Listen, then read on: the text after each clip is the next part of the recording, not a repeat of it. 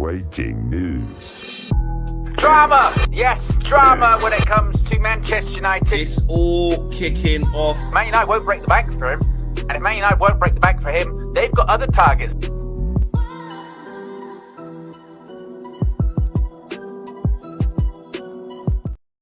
It's a new year, and it has to be. It must be. It will be. I'm even going to go as far as saying that. Actually, no, let me not do that. But it must be a new Manchester United as well. We cannot have a year like we just had. See you later, 2025. What will 2026 bring? Hopefully, it starts off by bringing in players. Yeah? Where are the players? Bring the players. We need players. Ineos, get to work. Get to work. I'm not saying make stupid mistakes. I'm not saying do anything dumb. What I am saying is we were about to try and part ways with the best part of £65 million. Okay? There is some movement that can happen. Joshua Zirkzee, we know what's going on there. He pretty much wants to go to Rome, and it's there. It's done. Okay? That's more money. Get scouting. I don't want to hear no, we don't know value and this, that. Find the players. Improve the squad. Happy New Year to each and every single one of you. Smash a like on the video if you are new, and let me know how you are feeling on this fine Thursday, the 1st of January. Yes, Owen. Yes. Good morning to you, my friend. Happy Yes. New Year. Good morning. Happy New Year indeed. It's the first day of 2026. It's the first morning of 2026 indeed. And some people may be having, well, there you go. Yes, lovely jubbly. That's the reason why Flex was late. Yeah, he was staring at the mug for like 10 minutes. He was going, this is just brilliant. It's a brilliant mug. It's a brilliant mug, that one. Yes, it's a new year. Is it a new Manchester United? Is it a new you? Can you create a new you? Do you have your New Year's resolution? Some people's New Year's resolution, Flex, will be, I'm going to get healthy. It's going to be a new me. It's going to be a better me. It's going to be an improved me. And maybe this is how you can improve yourself. Take a look at this. Roll VT. Today's video is sponsored by our friends at Oxford Natural and their all-new natural supplement, Optimum Day and Night. Thousands across the UK, USA, and beyond are smashing their health goals with Oxford Natural. Optimum Day gives you steady energy, curbs your cravings, and keeps your metabolism firing all day. Optimum Night helps you relax, get restorative sleep, recover, and keep burning fat while you rest. It's not a magic pill, but it will help you reach your health goals. Check out some of the incredible results. 2 of our own. OWEN lost over 100 pounds in 10 months, and KG dropped 30 pounds in 4 months. In 8 months, football legend Michael Owen lost 35 pounds, and Robbie from AFTV, Don Robbie, lost over 80 pounds. And in 6 months, Anita, an award-winning immigration lawyer, lost 44 pounds, and Linda, a law firm executive, lost over 50 pounds. No gimmicks, no needles, just results. Oxford Natural, let's get to work.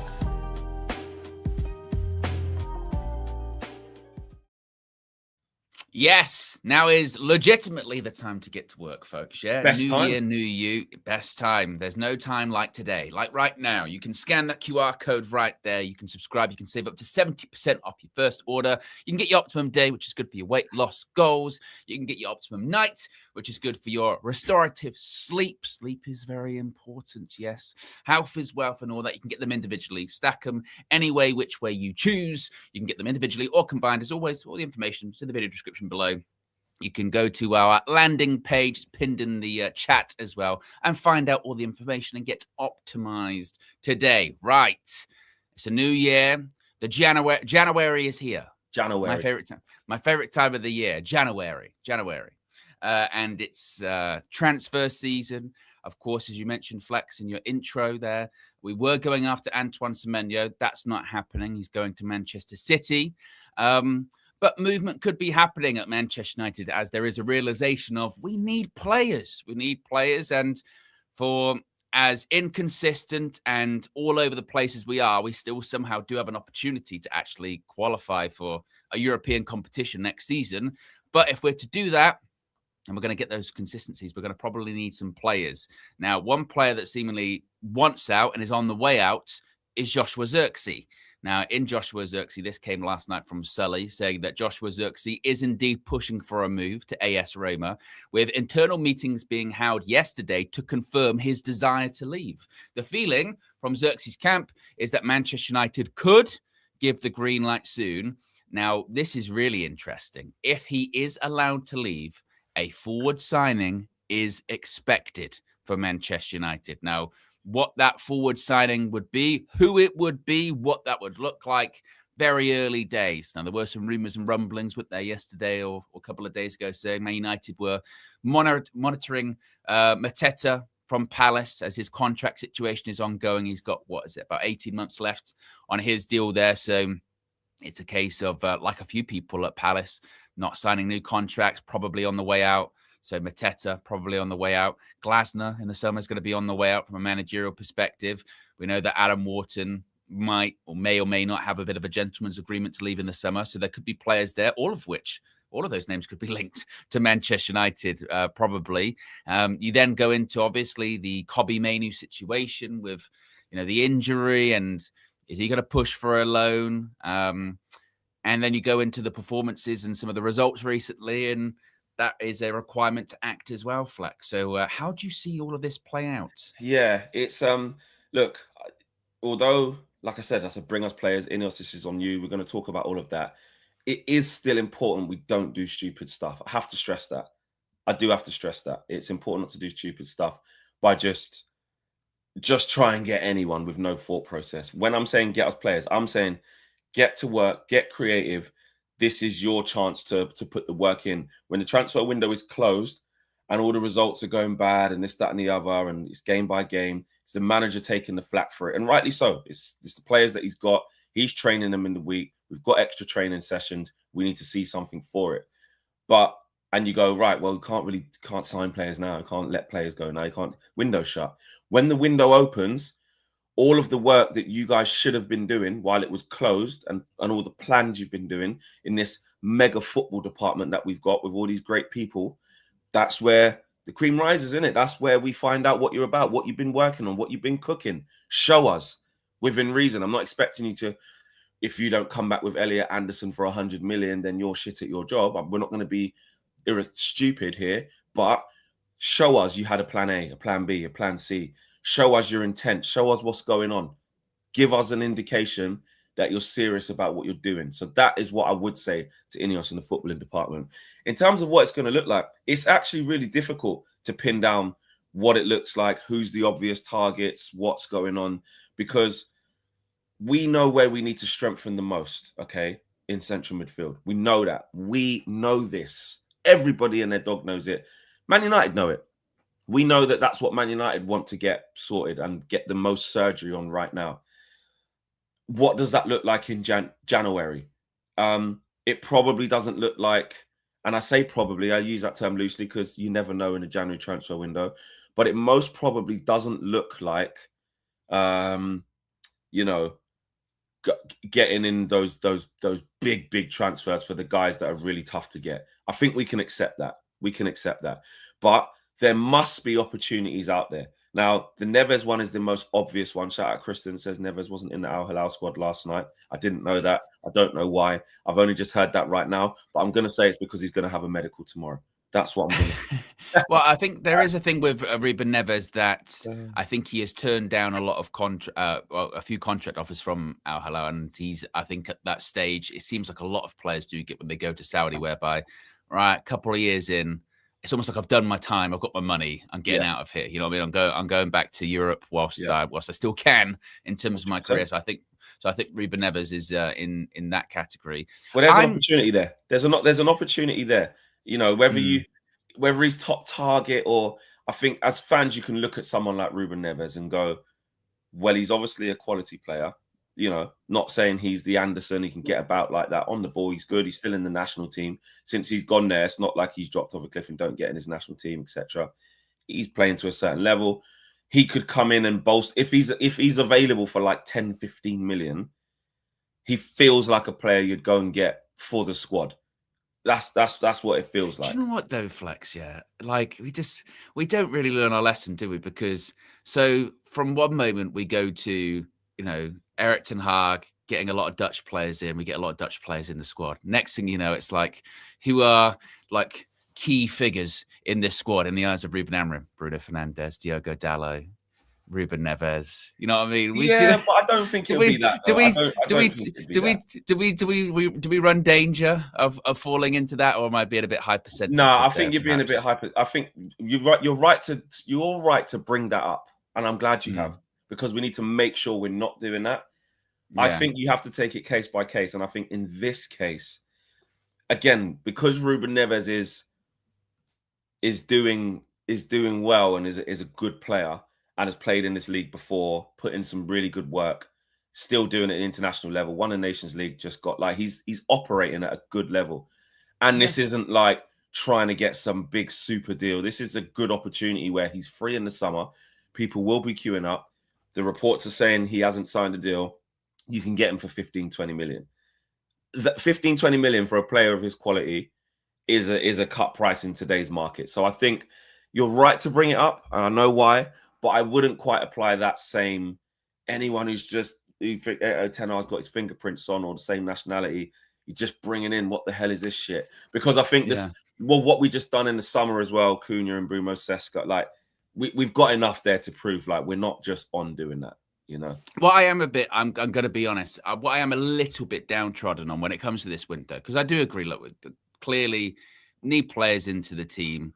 What we've got right now, we spoke about this, didn't we, over the last few days, that I think we are fortunate in a sense that because the league is still so volatile, you can have the results that we have had where you lose against Everton, draw against West Ham, draw against Bournemouth, draw against Wolves. And we're getting away with it, aren't we? We're getting away with it in terms of the table because we're still there and thereabouts. If we win a game here and there, we're actually in a good position. Like when we beat Newcastle, we go, actually, we're still in an all right position in the league. Or if we beat Leeds at the weekend, we'll go, actually, maybe it's not that bad. But then you sort of go, but that sort of negative result against the team that you should be beating at home is like just around the corner, And I do just... when just before we went to AFCON and I was seeing Brian Mbeumo get the bozo gene, that was a bit of an eye-opening moment for me of like, shit, like we can put good players into this team, into this setup, and they're still getting bad. Or they still, you know what I mean? They still end up getting infected by that. And that is when you get into the, shut the channel down territory of like, yes, we need players, but when we bring players into this, is that going to work? Is that are they going to work, or is it just going to be we're just throwing more stuff into this like furnace that burns people up as is? You know what I mean? Are we just doing that? We just adding more fuel into what is this raging? But that means you're scared to United. But I don't know. The sins of like I don't know, because that's the bit where you go, well, what do you do then? Don't buy anyone. It's worse. More of a judgment, I think, on Ruben Amorim. To be honest, it's more of a judgment on him of just. What, you don't want to get? You're not sure about getting in players. Is that not what you mean? Necessarily that. I think that this is when you're saying, you said earlier on about we still need to be careful about who we get and what their role is. This is where I think it has to be really important of where we have to be getting players for Manchester United as opposed to Ruben Amorim. You know what I mean? I don't think the conversation should be, well, what does Ruben need to make, like, say, his system work? What does Ruben need to make that system? It should be what's going to improve Manchester United in the long run. All right. If Ruben's here at the end of the season or not, if the season goes to shit and he doesn't stick around, what we can't have is going into the summer, the manager going, you know what, those signings in January, they don't really fit what I'd be looking for. You know what I mean? We need, we need to be squad building almost irrespective of who's going to be coaching Man United. And that's why I'm not worried. And it was quite eye-opening actually as well with that Semenya pursuit, particularly the last few days before he ended up choosing City.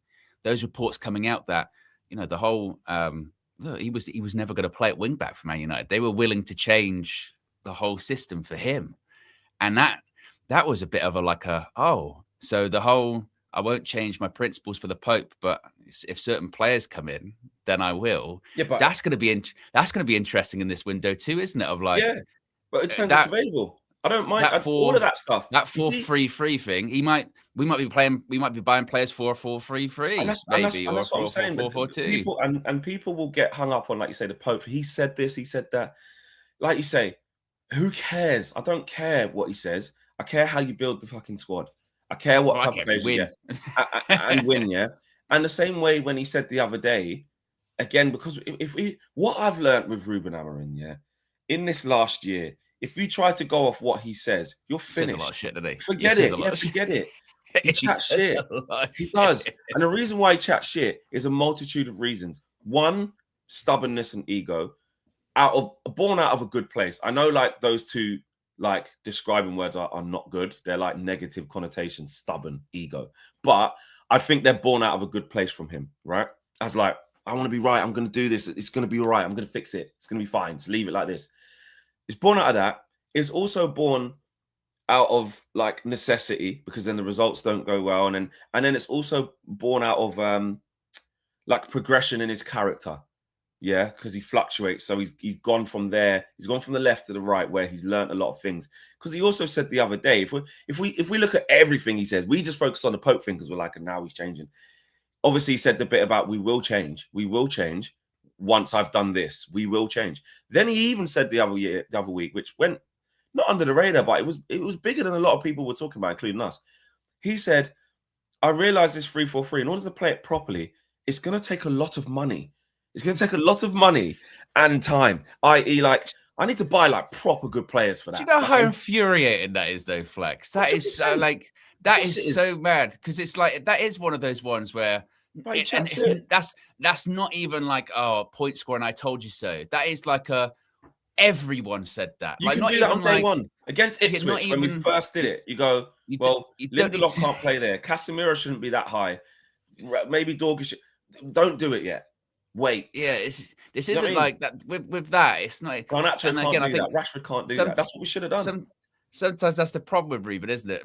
With those comments recently of like, you know, like it's a bit of a revelation of I've realized that that's gonna it's gonna take a lot of money, and that's gonna take a lot of time, and maybe I don't have that much time. And everyone's like, everyone's going like not even like a football pundit, a football scholar, you know, average Joe Blogs in the stand, a casual football fan, doesn't even really follow it that much, could tell you that of like, wow, if you don't have the right tools at your disposal, you can't really do exactly what you want. Like we say, this is outside of football. That's a life lesson, isn't it? That's if you manage people and you want something to run a certain way, you've got a new car, right? Or you got a car that you're trying to fix up. You don't have all the parts, right? It's not going to run properly. So you've got to try and make do, you know, or try and work things into it. Right? You know what? Don't go on long journeys on that. You know, like when they go, right, listen, you got to get through.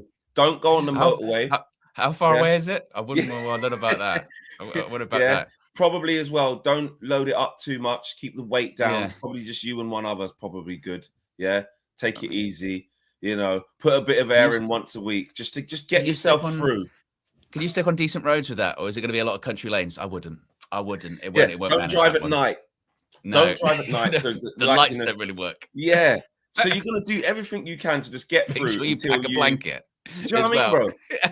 Until you get to payday, and then you can add things on. Or he goes, I would have ordered that by then. We'll get those parts by then. But for now, it is just about roadworthy. But take it easy, bro. Take it easy. And then you got Ruben going fucking driving from Edinburgh to fucking Yeovil. Going, nah, I'll be fine with a full car. Beginning his fucking thing at night time. Starting his journey at night. He go, no, we'll do it through the night. Be less traffic. We'll do it then. Like, just not listening, bro. That's exactly what he's on. And it's funny when you think about it, because those type of analogies, that's what he's been doing, bro. That's what he's been doing. And then, like, 1 quarter into the trip going, you know what I realized with this is that this is probably a bad idea.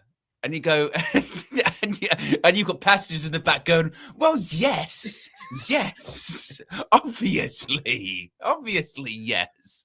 You know, but he talks a good game, doesn't he, Ruben? I mean, he's called the poet for a reason by Ronaldo. I think, like you said, a big learning thing is just whatever he says, just take it with a pinch of salt. Exactly. And focus on, and that's why back to the transfer window, I don't really care what he says. If we was going to buy Semenyo and it meant he was not going to be a wing back, and we're like, fucking hell, where were they all going to play then? Because we played the same system. One of one of him, Cunha or Mbumo's going to be on the bench, and them 10 position, you know, or no, it wouldn't have been that. It actually would have been Semenyo on the left and Cunha in the 10, and you know, and Mbumo on the right, and who knows, like whatever. Yes, if the system changes, good. I don't care. Like, good. Build the squad. Get good players. And this is what it is. If you get good players, win. If you get good players, versatile players, because also we saw a way of why he was attractive to buy, because you looked at Semenyo's attributes, and it wasn't too far off to see him playing left or right wing back with the running power he's got and the attributes he's got. It wasn't too hard to see him playing left or right wing like he does now. So it made sense. I keep saying, if Ruben gets sacked tomorrow, one thing we have done to now is buy players that don't depend on this system. Do you know what I mean? We've even seen within reason, you know, Dorga was playing right wing for Lecce. He used to play there. He has played there. He's playing right wing for us. Then he got changed. He's playing right wing for us before Amram goes, nah, you played too well there and got the fucking man of the match. What? Fucking idiot. I tell you what, Flex, yeah.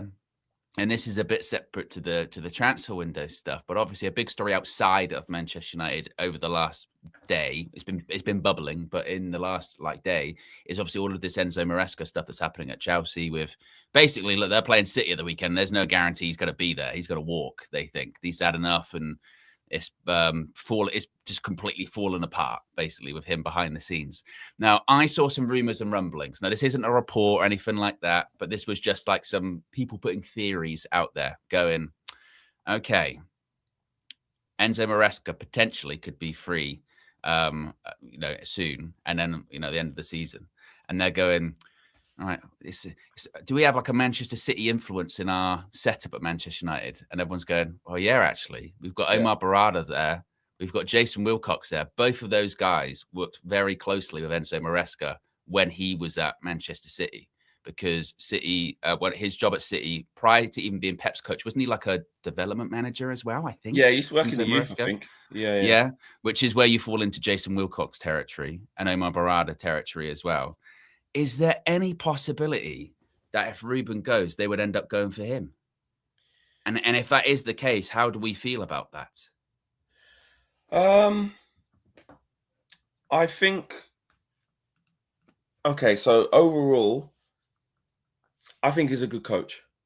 Just off the bat, I think he's a good coach.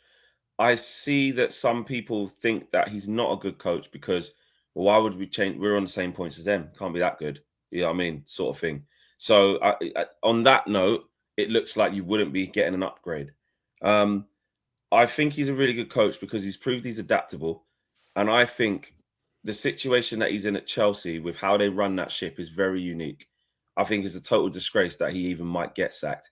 With the squad that they go and buy him, which clearly he's not happy with, and you can see how they've made that squad and how imbalanced it is, and some of the shit decisions they've made in squad building. We talk about squad building. I don't know what they're doing.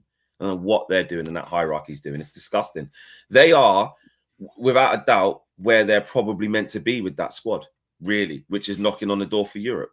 Let's be honest. So he hasn't Poch territory, isn't he? Poch did a year of it and went, I can't work with you people. You know what I mean? I've got no authority here. Everything's done independently of me, and I need some kind of influence. And the issue with Maresca is that he went into that knowing those circumstances. Everyone will think they can crack it. And he accepted it, probably based on inexperience and the fact that he went from Leicester winning the championship. I'm going to manage Chelsea. Yeah. And now he's like, oh, actually, the way this club runs is madness. But everyone can. And his first year was good. He got them back into Europe, won 2 trophies.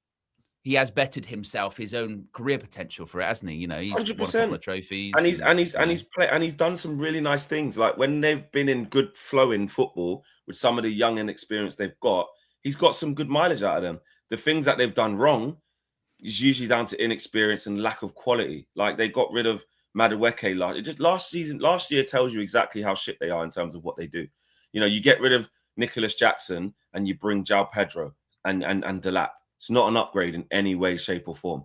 You get rid of Madueke and that, and you bring in Gittins 50 million, like Garnacho. Garnacho.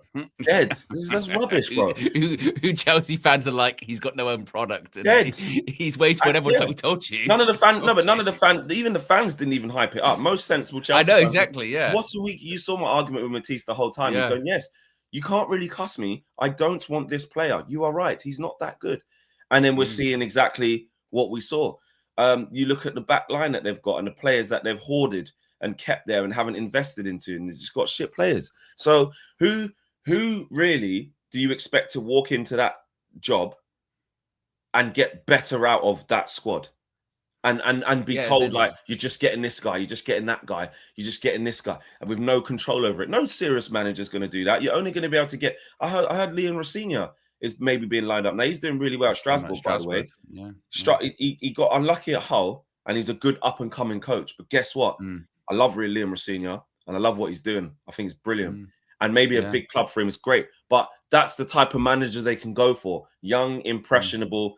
You're going to be Chelsea managers. That's going to be why you're wooed. Not the fact that you can put your imprint on this, you're in control, and you can build what you want to build. No big managers, isn't it? Yeah. That's what they do with Maresca. Basically, of like, look, you're an inexperienced guy. I've been a head coach. You've just won the championship. now go to Chelsea.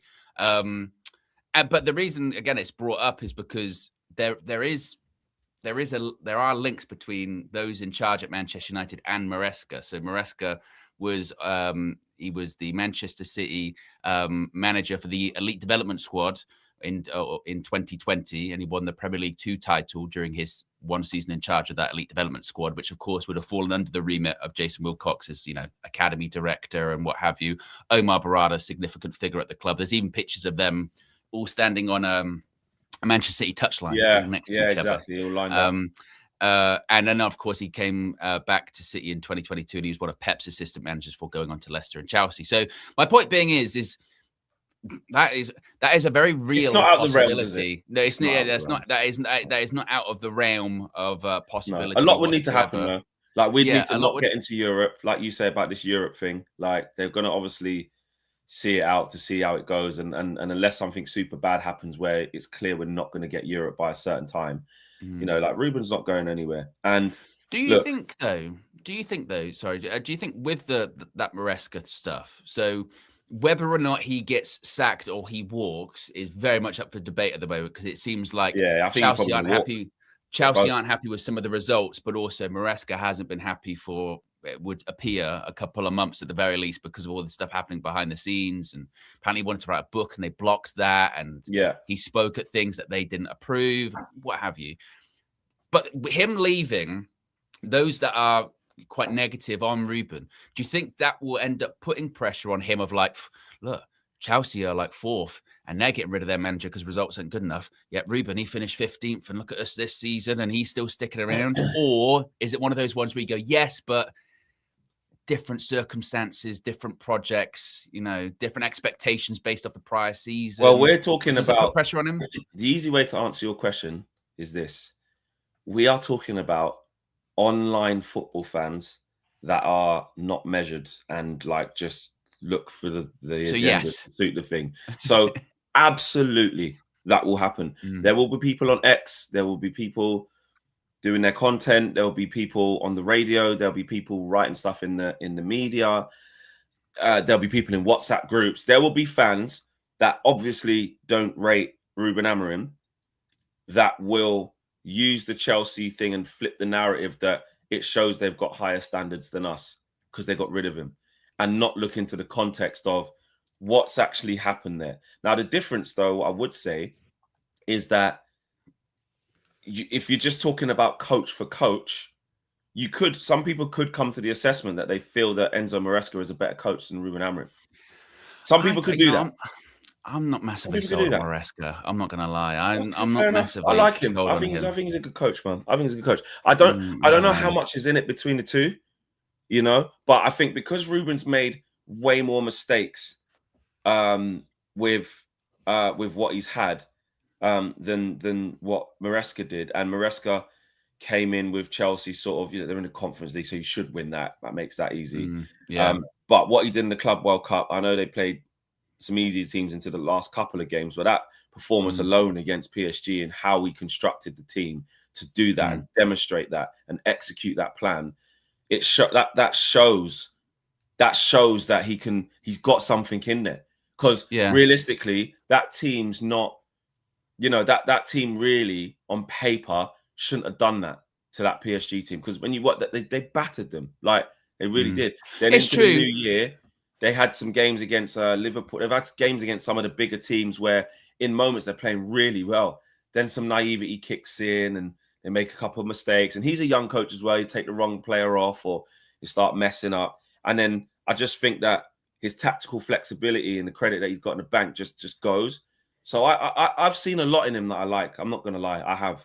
I think the one thing with the Club World Cup stuff, and this isn't to put it down the accomplishment or the achievement, because obviously we look at all the teams that were in it, and like you said, the performance against PSG in the final was great. I would still say there is so much though that's like unknown about that Club World Cup. Of like, that was at the end of a really long season, and there were some teams in there, like for instance Man City, where they kind of just sort of checked out earlier on, where they went, look, physically we couldn't do it. You know what I mean? It was too much, and I know there was a lot of money on the line, but how seriously were some of the clubs taking it? You know what I mean? I'm just like, it's a bit like, don't get me wrong, very impressive to beat PSG. They just won the Champions League, but it's one of those ones where it's like, if PSG properly showed up, and how. What is but are we getting that into competition? That competition, what is it? You know what I mean? Is that like the Champions League where it's taken totally seriously? It's not. Look, it destroyed Barcelona the other day as well. Look, it's not. But then we're getting into like, when we say but if, and you go what if FC? The fact is he did it. He beat them. Yeah. He beat them. No, don't get me wrong. I've also seen Erik ten Hag beat Barcelona. Yeah, exactly. And it doesn't mean, he did it. Yeah, he did it in the Europa League, and then we went out next round, didn't we, or whatever it was. Whatever it was. But no, it was round after that. Yeah, it was round after that. Barca, then Barca, then Betis, then Sevilla. I think right. Yeah, that was it. Yeah, it was that, and the Sevilla 3-0. Yeah. What was I going to say? Yeah, I just. Look, there's microscopic things you can look at, whether you can go, is it though? But let's not act like last year didn't happen. The guy finished fourth. He finished fourth. He got them into the top four. Yeah, his first time. Before that, he's just won the championship with Leicester, so he's won that. That's that's his first ever job, by the way. So in his first ever job, he's won the championship with Leicester with, I don't know if it was record points, but it was a lot of points. I don't think it was record. I think Leeds did that. But anyway, he got them straight up. Then he gets a big job like Chelsea. First off the bat, you get them back into Europe, where Chelsea should be in the Champions League. Not like by fifth and lucky, got fourth, mate. Got straight back in there. Win the Conference League, like you're supposed to. I get that. And win the Club World Cup. You can't say fairer than that. In the Champions League this year, they've been up and down. And then you go, then his reward for that, right, is that shit summer they just had. That's his reward. His reward for doing that is where Chelsea start to Chelsea and start buying the wrong players, don't kick the team on, and then get a couple of dodgy results with a squad that really, it's not like he ain't 15th. He ain't 12th. He's in the Champions League spots. He's not underachieving with that squad. He's not. I think and it's Palmer's been injured for ages. I just feel like with him, I think there could be better options for us, and I think we have to be wary of looking at. So obviously he's done well in those cup competitions there that you mentioned, Club World Cup and Europa Conference League. But we also did recently have a manager that did well in cup competitions in Erik ten Hag, and we realized actually we need that kind of a bit more of the sustainability. Well, it ain't just the cups. Here's his record: 90. He's played 90 games. He's won 55. Won 55, drawn 15, lost 20. But also with him as well, he did inherit a Chelsea team or Chelsea squad that I know it's had a lot of change, but was on the way up because Mauricio Pochettino ended the season really strong with that Chelsea team, didn't he? Where they won, was it their last 5 or 6 games? The only reason they were in the Conference League is because we won the FA Cup. But they haven't made it. But that board and the decision makers haven't made exactly. You're right. So that squad was there to be going to the next level. Look how they've invested. Look what they've done. I just feel like if we do have a post Ruben, time in the near future, or whatever, I'm just a little bit like, I would like to assess all the options there. Oh, I agree. I'm not sure. And this is the classic thing, isn't it? I'm at no point said that he's a terrible coach. I am not saying he's a terrible coach. Look, he's won trophies. He's done well. I'm just a little bit like, I just don't know if that's the right fit for Man United. And I think with looking at this Ruben period at the moment, it's so critical about who is the right fit for us. And I don't know if I have the answer to that, by the way, as well. No, you just got question marks over that. I'm just looking at, I think when you do assess him, Maresca, obviously that you mentioned the pros of like Club World Cup, Europa Conference League, they're higher up in the table, Chelsea now. But then the context of it is, well, they were on the way up under Poch at the end. They had a great run and things did start to click. And, some of the players that they had spent a lot of money on were starting to settle at that point. Caicedo, after being there for a season, was starting to settle. Cole Palmer was just really burst onto the scene under Poch. So you've got that sort of solid foundation there. And Maresca has carried it to a point. Is he the right fit for United, though? Don't know. Not sure. Would you about prefer that. him or Glasner? That's a tough one, isn't it? That's a tough one. The difference there is, because you want to go back to, because it's very similar to Maresca in the sense of, isn't it, of going, well, what's Glasner done? He has won cup competitions at clubs that the expectation was not to win them. He's won an FA Cup at Crystal Palace. He won the Europa League with Frankfurt, which is not bad going at all. And it would be interesting to see him make a step up. Now, at the time now, he's blood out of a stone at Palace as well, like in the league. They've just been good. I would probably, I would probably go with Oliver Glasner just because I feel like, okay, I've seen Maresca at a top team. I would like to see Glasner at a top team. And I think he is adaptable as well. I know that obviously people will talk about he plays free at the back or whatever, but he's open and saying, look, that's just because of the players I've got at my disposal too, And look, ultimately, I wanted to work out with Ruben Amorim. I don't want there to be a turnover. Yeah, and Ruben's not close to getting sacked as well, by the way. This will be an end. This will be the end of the season thing. But with Glasner, look, there was with him. He was one. I think he might have been one of Bayern Munich's top choices when they got rid when the Thomas Tuchel thing fell apart at the end. But he had really just gone to Palace at the time, and they were like, "It's not happening." But yeah, I'd be up for Glasner. At the moment, again, it's like because Palace are struggling now a bit in the league, aren't they? So it's like, he's not that good. But yeah, I did put a poll in the chat about would you take Maresca at United instead of Amorim? Yeah, interestingly enough, 50-50. It's exactly 50-50. Yeah, which kind of it's a close sums one. It up a little bit. It's not because it's not a to some, and I get it. It's probably not as daylight. Night and day between the two. It's not as easy to call because I don't know. Not a lot of people will agree with this because of how bad Ruben's been. But I don't know. There's a bit of me that still thinks he can be a good coach, Ruben, but he has to change a lot of stuff for him to be it. But then again, I look at the record he's got and what he's been putting out there and how awful it's been, and I'm like, actually, this is probably just too big for you. So I'm probably stuck between a rock and a hard place with how I actually assess him. Some parts of me think he's just terrible, the worst manager we've ever had, and it shows. And other parts of me try to be like, if you change this, if you do a bit more of this, there could be something there.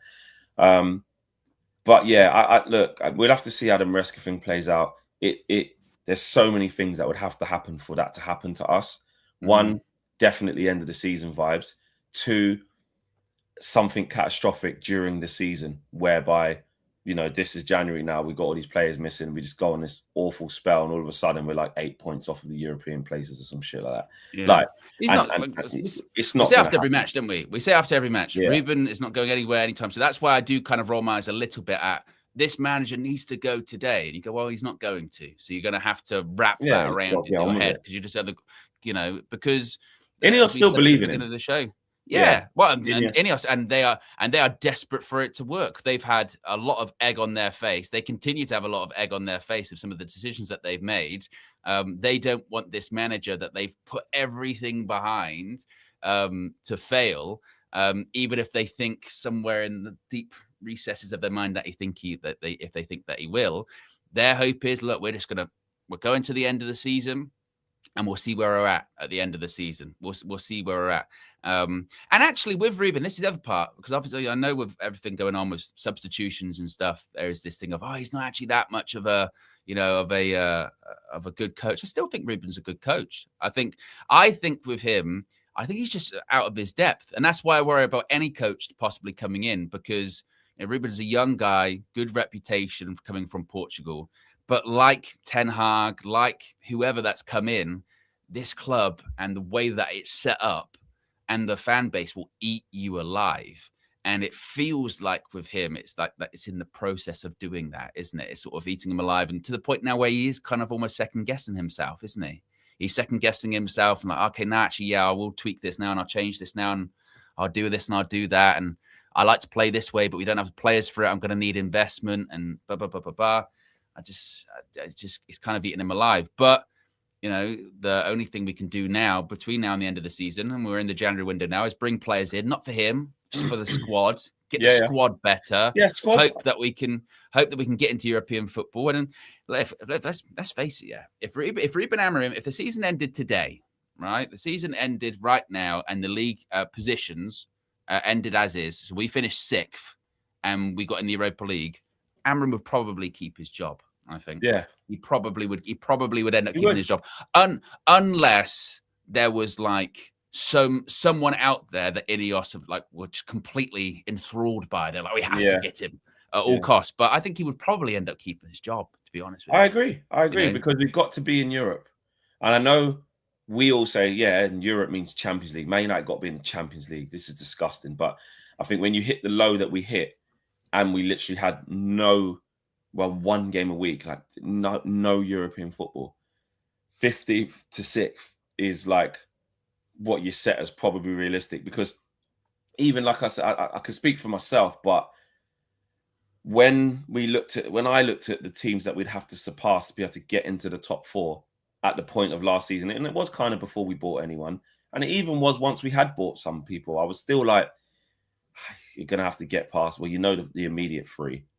So 3 spaces are gone out of the 5. So you're only battling for 2, because you're never going to be better than City, Liverpool, or Arsenal in this league. Now look what Liverpool did, and look at them. They're still better than us. They're still going to finish higher than us. They're still going to settle down and do what they need to do. They'll probably finish 3rd. Yeah.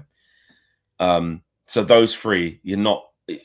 But you never know with Liverpool, because it could still go wrong again. But let's just be honest with ourselves. Yeah, we ain't got a good chance of finishing above Liverpool. So then you've got the Chelsea. You wanted to try and put Tottenham in at the start because you're not sure, but they've gone now. Yeah, Newcastle United, you thought you might be up against, but it's not going to be that, because the season does take shape, and it ends up basically being Villa and Chelsea at this moment in time. Villa and Chelsea, but there's 3 of us for 2 spots. That's before you take into somebody starts being silly and making it difficult for themselves, and then all of a sudden. So below that's what Sunderland, Everton. To be honest, way the table is now, you could probably see it being close-ish to that at the end of the season. Probably. Top 6 will consist probably of this. But but between us and Chelsea, because look how inconsistent we are. And now if Chelsea go and implode and get rid of Maresca and bring in, someone like Rossini, you don't have a clue yet, they could go into freefall while they reset, because they've got to go for a conditioning period. Or it could be the best thing they ever did, and they're going on a great run. You don't know. But like we said, you're looking at that table, and you're going, we're fortunate that we don't have those like Newcastle's, Tottenham's, Brighton, Bournemouth pressurizing us. Usually they would be pressurizing us, but they're not. They're miles. They're beneath us in the league at this point. And the critical thing, I know I see it in the chat, a couple of people are saying, no, if it's not Champions League, he needs to go. If we get Europa League, he'll stay. Why? It's been reported. I think even Omar Barada has said it himself. What have Manchester United budgeted for the next however many seasons? They haven't budgeted for Champions League. They've budgeted for Europa League. Because they're being realistic as well. They said that last season, didn't they? That, you know, in the past, Man United have always budgeted for Champions League, but because we yo-yo in and out of it, our finances end up in a just complete disaster. And that's why, you know, spend money to get into the Champions League. Right, we're in it. Our Champions League money, we're fine. It's the same for, you know, now they've budgeted for Europa League. So I would have thought prior to the beginning, you know, prior to the season, it would have been Ruben getting Europa League. That's what we budgeted for. So I think that's, if he gets there, then he'll get, then he'll stick around. Probably he'll get another season. If he doesn't, you know, if he gets like 7th Europa Conference League, then it'll be an interesting one to see what happens. Of course, if he gets no European football, then he'll be gone.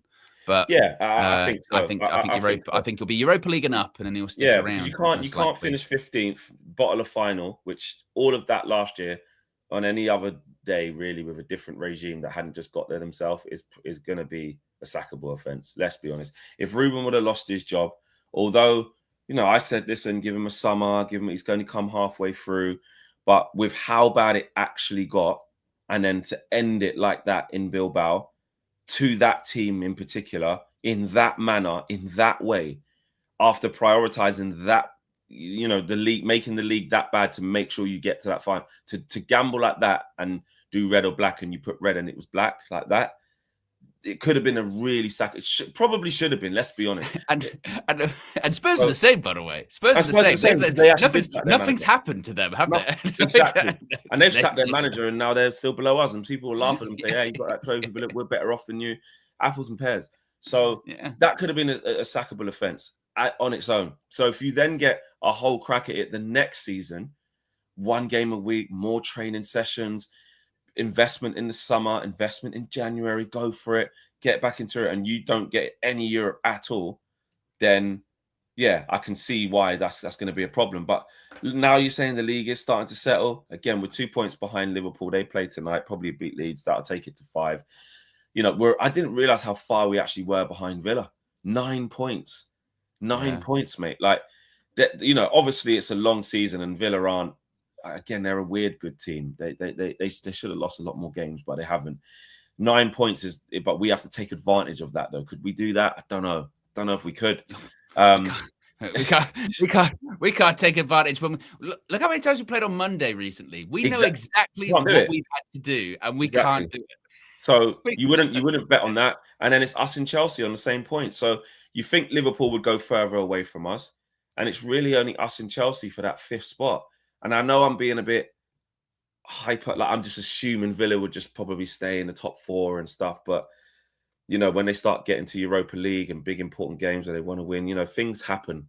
You know, form can go off a cliff. Look at Villa last year. They threw it away last few games. So there's a long way to go. But my feeling is that, and someone just said, don't look up, look down. You know, Everton are buzzing around the place. Sunderland are buzzing around the place. Look at Brentford. Do you know what I mean? It don't take a lot. All of a sudden, you know, look, Newcastle United, for how poor they've been, they're 4 points behind us. 4. That doesn't, so as much as Eddie Howe ain't got a chance of this, that, and the other, they're 4 points behind. So there's still a lot that can happen. Still a lot. What I would stand by, and this is a bit like during the match views and that recently, is that I know it's very doom and gloom at the moment when you've drawn against the bottom team in the league that's only got now 3 points. It is a bit doom and gloom. But I still don't think it's out the realm of possibility for us to finish in Europe. I know there's, because I saw someone that said in the chat who actually thinks we'll finish in Europe. That's the mad thing with it at the moment, is that despite everything and despite the amount of times we have thrown it away this season, and we will continue to attempt to throw it away, we are still in contention for those European spots. I don't think Champions League. I think that's too far. I just don't. I think there is still, for that 4th spot, there is still a fraction of consistency that you need that I just don't think we're going to be able to do. But for those like that Europa League spot, I mean, maybe 5th place, maybe we can sneak into Champions League that way.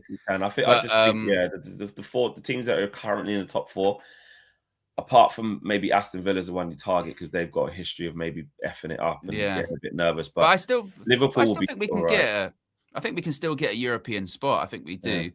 Z says Arsenal literally drew almost is doing a lot of heavy lifting there, Z, by the way. we didn't almost draw to Wolves. We did. That's the difference, isn't it? All of those teams that you mentioned, we said, didn't we, going into that game against Wolves? We said it's going to be a tough game, going to be a tight game, but you got to get over the line. We didn't. That's the difference. All of those other teams that played Wolves this season would have had a difficult time, but they still managed to actually beat them. We didn't. That's the crux of it. That's the crux of it. By the way, did we read out those super chats? I don't think we did. No, it's been a busy show. Edmura says swap deal with Palace, Amorim for Glasner. We did kind of talk about those two. We'll have to see because Glasner looks like he's certainly going to be out of Palace at the end of the year. Saint Blanco says in a 4-3-3, Ahmad does not sit on the bench for Mbeumo. Well, at this time now, Ahmad's playing really well. With that though, again, that goes back to the we have this sort of weird fetish of everyone has to start for Man United, and it's like that's not the case. You know, in certain games, if Ahmad's on the bench or Mbeumo's on the bench, that's fine. Mate, I saw Arsenal yesterday. You know, who Eze was an unused sub. I think Martinelli was an unused sub. Kai Havertz unused sub. Like, mate, when you get your squad good, it's just what happens. Look at City. I mean, there's some big players you don't play. We'll do it in this transfer window. If we get linked to someone, the first thing would be, well, what happens with this player? They're going to sit on the bench. Yeah, our bench is shit. We've got nobody. Even when the players are available, we look at the bench, go, oh, I don't know about that. Who's going to change the game? Yeah, it's true. Kristen says if we get Maresca, bring Palmer with you. I mean, that would be lovely, innit? That would be lovely. On that poll, by the way, Flex, on that poll, would you take Maresca instead of Amorim? Now, after over 200 votes, 54% say no. They would not take him over instead, of Ruben Amorim. With 46%. Still very close, yes. isn't it? Very, very close. And that one's that's a hypothetical. That's a hypothetical scenario. Hypothetical FC. There you go, guys. Big up to yourself. Enjoy the day. There are a lot of games on today, so it's bank holiday. I don't know if you guys are in watching football, etc., etc. Make sure you enjoy that and get ready for Leeds. Get ready for war because you know how angry I am about this game. You know what I'm like, so I am still really worried about this game. I'm not looking forward to it at all. I think it could be really bad, but I hope I'm wrong. I'm worried, but at the same time, I'm just, you know. Yeah, because you're just like, just don't care. I can't do it anymore. But it's way it will be, which is a great place to be because I am not that guy. Do you still stand by what did you say? Was it yesterday when you said we're definitely not going to beat him? We're definitely not going to win that game. Yeah. Do you stand by that? Because I was at the time, I was like, I don't know about that. Flex. I was angry. I don't know. Good, yeah. Wait a minute, Flex. So you're saying it's time for Flex to flip flop, spinning round like a Well, the song's a song, innit? When you said it, I thought I'm still not. I wouldn't say it's a whole 180. I wouldn't say it's full on like, oh yeah, I was just super emotional. Then we'll beat them. I'm still like, I still think we'll lose, but it's softened. Like my strength and venom in saying it has gone down because I'm more calm. I still don't think we'll win. I still don't think we'll win. I don't know. I mean, I don't know. I can't tell you if we'll win anything's or on the anything table. like that. I get it. But it is. Everything's just, you know what I mean? Everything's on the table. Yeah. That's why we drew with I can't Wolves. say we're definitely options on the lose. table. That's why we nearly lost to Wolves. Yeah, because everything's on the table, isn't it? I can't say we'll definitely lose, but nothing will make me confident of winning going into it. I'll say that. No result will surprise me unless it was like 4-0 Man United. Then I would go, that is surprising. But I don't know. Yeah, exactly. We'll see. We'll see. All right, people. We will see you soon. Head over to Football Flex, actually. If you like your neutral stuff, I'm going to do a little bit more on Maresca from a Chelsea perspective, see what's going on over there. You can scan the QR code right next to Owen's head, right there. Oh, it's gone now, but it was there. For Football Flex, make sure you guys subscribe and join the community over there in Football Flex. We know you guys love your football as well. Away from Manchester United, that's where it lives. So go check that out. I'll be on there very, very shortly, giving my Maresca 10 cents. We're out of here, guys. And if there's any it's transfer time now. If there's any breaking news, if there's any big developing stories, we will, of course, bring it to you. Take care, people. We're out of here. Have a good New Year's happened. Have a good first day of the new year. Peace.